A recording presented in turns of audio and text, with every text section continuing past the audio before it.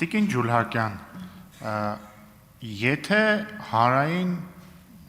պաշտոն զբաղեցրած անձը կա, որ դիմացն է, կամ, չգիտեմ, քաղաքական գործիչը կամ հարային գործիչը, մեղադրվում է մարդասպանություն պատվիրելու մեջ, դե կարևոր չի, մեղավոր է, մեղավոր չի, մեղադրվում է, համապատասխան վարույթ կա, քրեական գործ է հարուցվում, ձերբակալվում է, կալանավորվում է, ըստ ձեզ համապատասխան մարմինները այդ հանրային հնչեղու դե ակնհայտ է, չէ՞ որ եթե հանրային նախկին պաշտոնյա է հայտնի մարդ է, անպայման չի քաղաքական գործիչ է, հայտնի մարդ, հարց է ծագելու, բայց հատկապես եթե քաղաքական գործիչ է, բնականաբար հարց է ծագելու մոտիվի վերաբերյալ։ Հիմա չեք կարծում, որ պատկան մարմինները, եթե տալիս են հաղորդագրություն, պետք է նաև տան հաղորդագրություն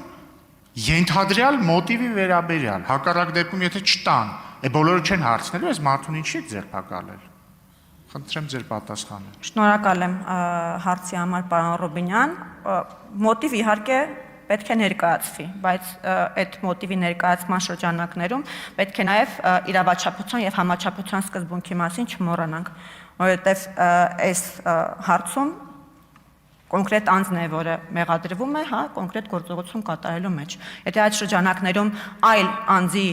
անձնական կյանքի վերաբերյալ տեղի ունենում հաղորդագրության տարածում, մենք պետք է հասկանանք, թե այդ ինֆորմացիայի հրապարակումը որքանով էր անհրաժեշտ այդ մոտիվի ամբողջական բացահայտման տեսանկյունից։ Ես կարծում եմ, որ կարելի էր այդ հաղորդագրությունը ավելի մեղմ ձևակերպումներով տարածել այլ անձի անձնական տվյալների հրապարակման հետ կապված։ Շնորհակալություն, բայց ես հիմա արձագանքում եմ, բայց ես լավ չեմ հասկանում, տվյալ դեպքում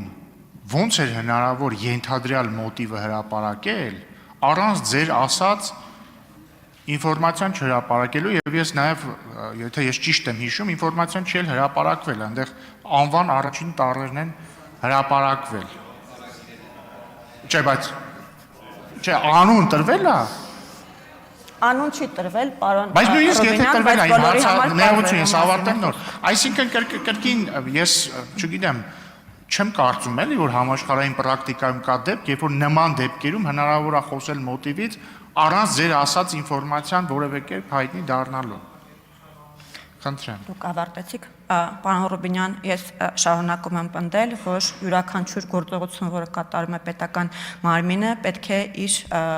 համաչափության եւ իրավաչափության խնդիրը լուծի։ Ես կարծում եմ, որ այս դեպքում հաղորդագրությունը այդ սկզբունքին չի բավարարել։ Եվ կարող էր ավելի մեղմ ձևակերպումներով անել նույն բանը։ Համաձայն չեմ, բայց լավ։